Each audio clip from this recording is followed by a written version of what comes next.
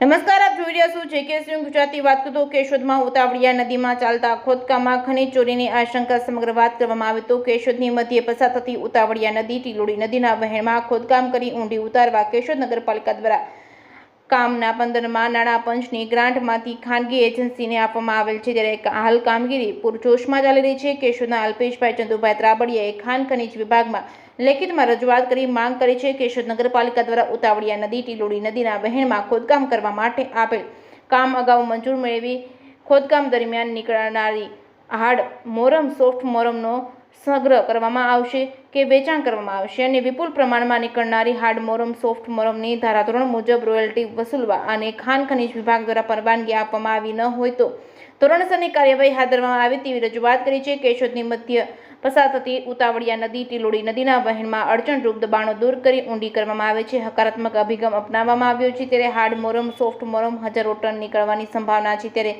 ખાન ખનીજ વિભાગ દ્વારા ખોદકામ શરૂ કરતા પહેલા અને પૂર્ણ થયા બાદ ચોક્કસ જથ્થો નક્કી કરવામાં આવેલ છે કે આ કામ આપનાર નગરપાલિકા દ્વારા ધારાધોરણની કાર્યવાહી કરવામાં આવી છે કે કેમ એ તો હવે ખાન ખનીજ વિભાગ દ્વારા આગળની તપાસ હાથ ધરવામાં આવે પછી જાણવા મળશે. ખાન ખનીજ વિભાગ દ્વારા પરવાનગી આપવામાં ન આવી હોય તો રોયલ્ટી વસૂલવા કામગીરી કરવામાં આવશે કે કેમ એ તો હવે આવનારા દિવસોમાં જ ખબર પડશે કે શું થશે. જેકેએસ ગુજરાતી સાથે રાજુ પંડ્યા, કેશોદ.